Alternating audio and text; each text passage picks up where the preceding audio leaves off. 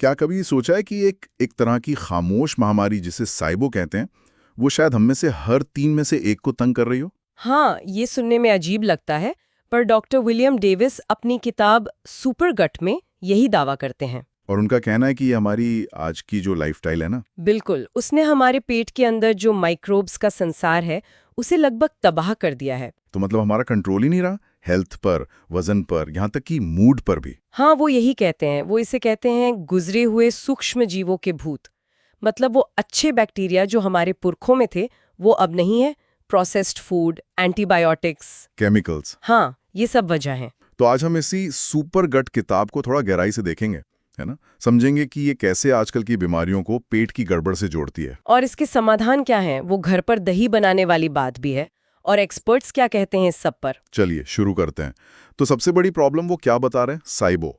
हाँ, SIBO, small intestinal bacterial overgrowth. मतलब छोटी आंत में बैक्टीरिया की जरूरत से ज्यादा बढ़ोतरी। और इसके लिए वो एक थोड़ा अजीब सा शब्द इस्तेमाल करते हैं। हाँ, फेकलाइजेशन। उनका मतलब है कि जो बैक्टीरिया बड़ी आंत यानी कोलॉन में होने चाहिए, वो छोटी आंत में पहुंच जाते हैं। अच्छा। और जब ये बैक्टीरिया वहां मरते हैं तो वो एक तरह का जहर छोड़ते हैं। हाँ, एंडोटॉक्सिन या एलपीएस कहते हैं उसे। और ये एलपीएस खून में चला जाता है। हाँ, और फिर पूरे शरीर में एक धीमी धीमी सूजन मतलब इन्फ्लेमेशन फैलाता है। और डेविस इसी सूजन को मतलब हार्ट प्रॉब्लम, इंसुलिन रेजिस्टेंस, यहाँ तक कि मेंटल हेल्थ इश्यूज से भी जोड़ रहे हैं। जी हाँ, उनका तर्क यही है। और वो ये भी कहते हैं कि ये गड़बड़ बचपन से ही शुरू हो सकती है, जैसे सी सेक्शन से जन्म, या फॉर्मूला मिल्क, या बहुत ज्यादा एंटीबायोटिक दवाएं लेने से। और पेट की वो प्रोटेक्टिव लेयर म्यूकस वाली घुस जाता है। एक तरह का विशियस साइकिल बन जाता है। फिर वो एक और टर्म यूज करते हैं, फ्रैंकिन बेली। ये क्या चीज है? हाँ, वो सीबो और साइफो को मिलाकर फ्रैंकिन बेली कहते हैं। मतलब एक बिगड़ी हुई मॉडर्न गट। साइफो मतलब फंगस पेट में। हाँ, फंगल ओवरग्रोथ। ओके। और डेविस का दावा है कि फाइब्रोमाइल्जिया, रोजासिया, डिप्रेशन, ऐसी कई बीमारियां इसी फ्रैंकिन बेली की वजह से हैं। और यहाँ एक और चौंकाने वाली बात है ना, डिमेंशिया से लिंक। हाँ, वो साइफो और डिमेंशिया के बीच एक पॉसिबल लिंक की बात करते हैं। हालांकि ये कहना होगा कि ये अभी बहुत स्पेक्युलेटिव है। मतलब पुख्ता वैज्ञानिक सबूत अभी कम है इस पर। ओके, तो डायग्नोसिस के लिए वो ब्रेथ टेस्ट की बात करते हैं। हाँ, वो सांस परीक्षण को सपोर्ट करते हैं। और पारंपरिक दवाओं को वो मानते हैं कि वो सिर्फ लक्षणों को दबाती हैं, जड़ को ठीक नहीं करती। अच्छा, तो फिर इसका हल क्या है? सॉल्यूशन क्या है इस फ्रैंकन बेली का? सोल्यूशन का उनका फंडा है take a walk on the wild side. मतलब उन खोए हुए पुराने फायदेमंद माइक्रोब्स को वापस लाना। कैसे? इसमें प्रीबायोटिक फाइबर जरूरी हैं, जिन्हें वो बावल पावर कहते हैं। लेकिन एक पेंच है। वो कहते हैं कि ये फाइबर तभी शुरू करने चाहिए जब सीबो या सीफो ठीक हो जाए, वरना गलत बैक्टीरिया को ही खाना मिल जाएगा। समझ गया। और वो दही वाली बात, वो सबसे यूनिक है शायद। हाँ, बिल्कुल। वो खास तरह के घर पर बने हाई पोटेंसी दही की बात करते हैं। हाई पोटेंसी मतलब उनमें बैक्टीरिया की संख्या बहुत बहुत ज्यादा होती है।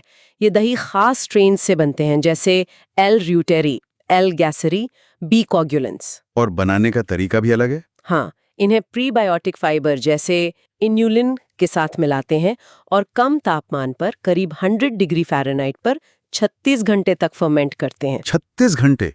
क्यों? उनका दावा है कि इससे बैक्टीरिया की गिनती आसमान छू लेती है, बाजार के दही या सप्लीमेंट से कहीं ज्यादा। अच्छा, और फिर एक पूरा प्रोग्राम है 4 हफ्तों का? हाँ, एक 4 वीक प्रोग्राम है। पहला हफ्ता गड़बड़ करने वाले खाने हटाओ, मिट्टी तैयार करो। दूसरा हफ्ता ये स्पेशल दही शुरू करो, बीज बो। तीसरा हफ्ता धीरे धीरे प्रीबायोटिक फाइबर डालो, पानी और खाद दो। और चौथे, डाइट में और चीजें शामिल करके एक स्टेबल माइक्रोबायोम बनाओ, बगीचा उगाओ। और डाइट बहुत सख्त है। हाँ, बहुत। अनाज नहीं, चीनी नहीं, प्रोसेस्ड फूड बिल्कुल नहीं। मानना पड़ेगा। कई लोग कहते हैं कि उन्हें इससे बहुत फायदा हुआ। और प्रोसेस्ड फूड, चीनी कम करना तो वैसे भी अच्छी सलाह है। सही बात है, लेकिन आलोचना भी है, काफी आलोचना है। जैसे? एक तो कुछ दावे शायद बढ़ा चढ़ा कर किए गए हैं, जैसे वो साइफोडिमेंशिया लिंक, फिर वो फैकलाइजेशन जैसे शब्द थोड़े सनसनीखेज लगते हैं। और ये प्रोग्राम फॉलो करना आसान नहीं लगता है। और इतनी सख्त डाइट सबके लिए सेफ भी नहीं है। खाने के साथ एक अनहेल्दी रिश्ता बन सकता है। और वो सी सेक्शन या फॉर्मूला फीडिंग वाली बात, उस पर भी सवाल उठते हैं। हाँ, उसे जिस तरह नेगेटिव दिखाया गया है वो नैतिक रूप से चिंताजनक हो सकता है।